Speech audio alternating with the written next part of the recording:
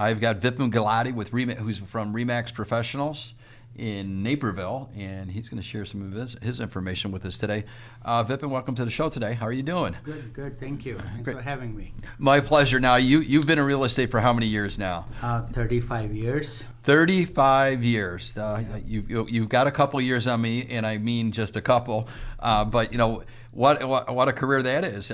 So where did you start out at, and where are you at today? Well, I started out with First United Realtors. I was with them for 2 years. Mm-hmm. Now I've been with Remax for 33 years. Okay, so Remax is a great brand. You've stuck it out for 33 years. That's quite a story there. Now, you and I were talking a little bit earlier. One of your passions is cricket. Correct. And I know that game is growing leaps and bounds throughout the country and of course here in Naperville where we're filming today.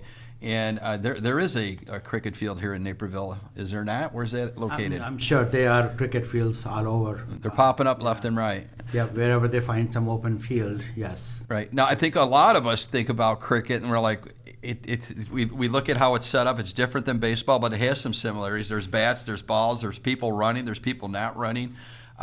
Walk us through some of the basic rules. What type of different games are there's two different types of games that are played in cricket. What are those two different types? There's one is a longer format. It's called the test match that lasts 5 days.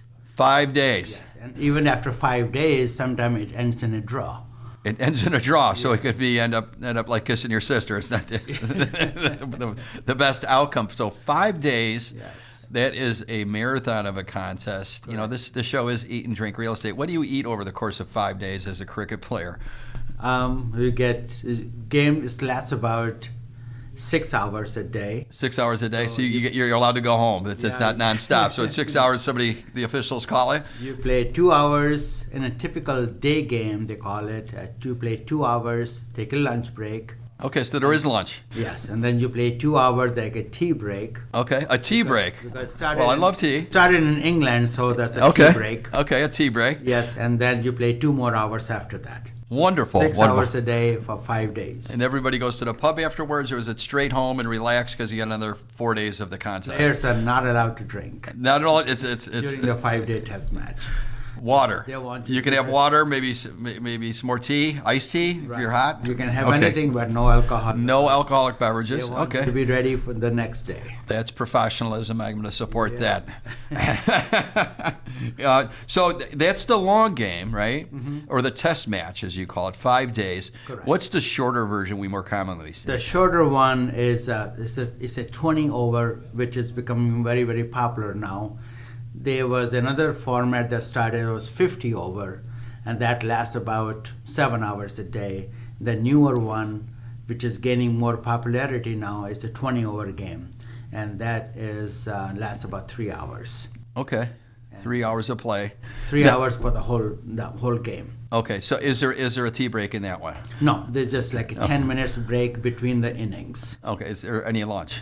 No lunch. No lunch, just straight 3 hours, no breaks. Okay, so that's more like American baseball. Correct. Get after it. The people in the stands get to enjoy the food and drink, and they're not limited to what they can eat and drink, right? Okay, no restrictions there, but that's good news for the fans because I think the fan base is starting to grow.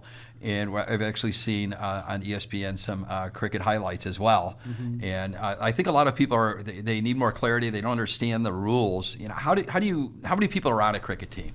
There are 11 players in each team. Okay, each team 11 guys. Okay. Yes. And it's a combination of batters and bowlers. Bowlers, okay. And then there are some bowlers who can bat very well, and some batsmen or batters can bowl a little bit also. And then there's a wicket keeper. So it's more like 5 batters, 5 bowlers, and a wicket keeper, which is a catcher in baseball. Okay, so he catches the ball and sends it back to the pitcher, keeps things going. Right. And to score, how does one score in cricket? When the ball is thrown from the bowler, you hit the ball, and you don't have to run on every time you hit the ball, unless you're able to reach to the other end. So the 2 batters bat at the same time. 2 batters at once? 2 batters bat at the same time. So, and they are about 22 yards apart, the pitch they call it. Okay. The other guy stands on the other end of the pitch.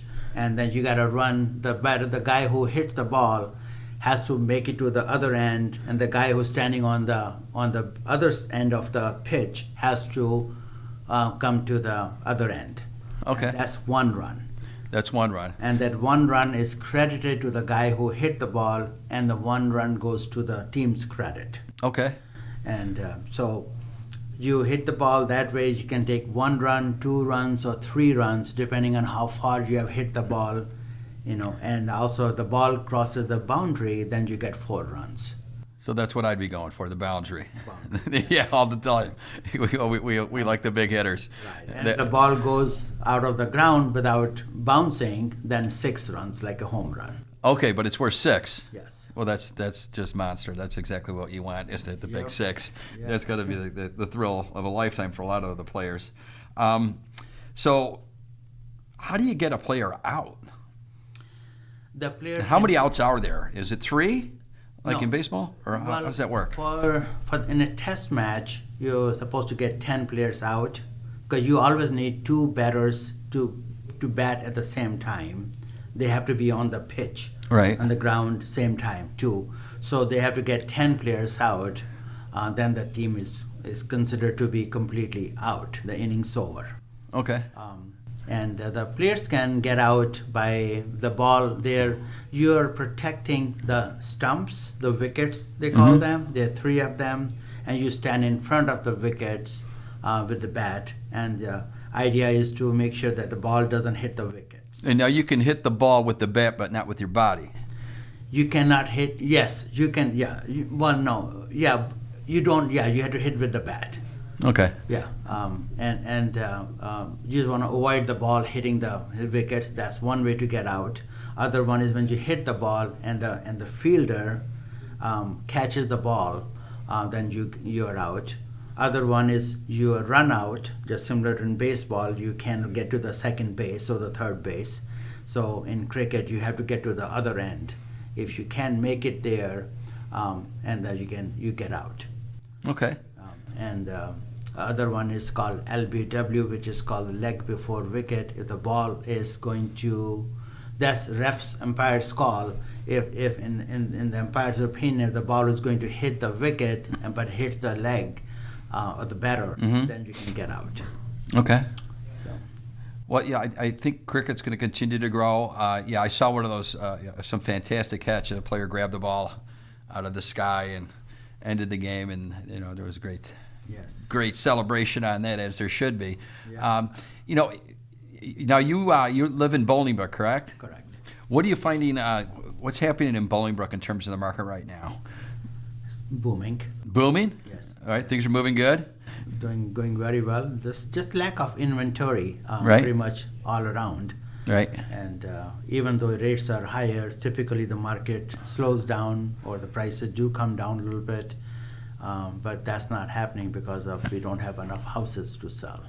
Right. I'm confident you may have come across potential buyer or even a seller that says, "Hey, rates seem a little bit high right now. What should I do?" How do you counsel that? Well, I tell them that interest rates are going to come down once the inflation is under control, and that's a known fact. They're raising the rates right now to control the inflation, and the rates are going to come down. So you're going to be probably paying a little bit higher payment for the next year and a half, and then you just refinance. Right. And when the interest rates do go down, what will happen? More buyers will come out, and the prices will go up. So this is actually an opportune time. It's a great time to buy now. And just keep in mind, you'll be paying a little bit higher payment, and that's about it. But your house will be worth more in next year, when the rates do go down. I think that's sound advice. I think and a lot of people are looking at that, or maybe then also instead of 30-year loan, they're looking into an adjustable rate, and because they're going to be refinancing anyway. Right. So they can get even a little bit lower rate. Because what we see advertised commonly is, of course, the 30-year fixed rate, Right. which is generally always higher than the shorter term ARM products. Correct. The 1, the 3, the 5, and the 7-year ARM products. So you would advise your clients to select an ARM product for the interim, Right. and when rates go down, they can refinance to a 30-year fix if they wished, or a 15-year, or whatever Exactly. suits their financial landscape. I think that's great advice. That's great advice. Now, about prices. A lot of people are concerning, themselves with the price. What do you see? What are the sellers asking you to do right now? Like, when you're saying, what should we list our home for? What are you advising them to do? Depending on the time of the year and what's happening in the market, how many homes are there in a direct competition to that price range, homes are selling pretty fast, and some with the multiple offers. So if they want to price it a little bit higher, and I guess they're able to get them sold, even though you price a little bit higher because there's not enough in the market. Okay. Yeah. And I had a thought.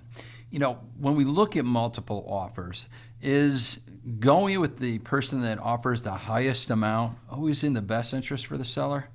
Not really.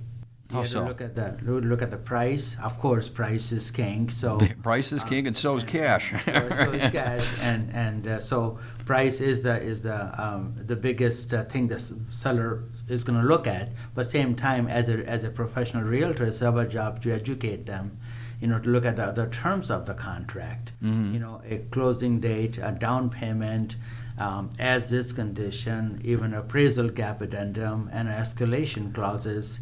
So, somebody offers you higher price, that doesn't mean that the deal is going to close if you don't have an appraisal gap addendum to support that. So you look at the overall terms of the offer, not just the highest price. Right, and I think you're right. I think that is really strong advice, because that high price may actually be a weak offer, because the terms of the agreement and the actual buyer might not be able to deliver at the time that Right. the closing date comes. Yeah, if the property doesn't appraise out, that buyer is likely to take a walk, and then you're back to square one, and compared to the other one who's offering you $5,000 less, but offering you appraisal gap addendum for $15,000, that gives you a better chance of getting close to what you are looking for. And I think that is really strong advice, and that's what comes after 33 years of selling real estate, right? I think that's great. Well, Vipin, I want to thank you again for coming on the show today and sharing your knowledge about cricket. I think we all learned a little bit today about cricket, which I did not know. And the more we know, the more interesting things become. And thank you for sharing some of your knowledge today about real estate and helping the buyers and sellers in our marketplace. Thanks again for coming on the show. Thank you. Thanks for having me. My pleasure. Take care.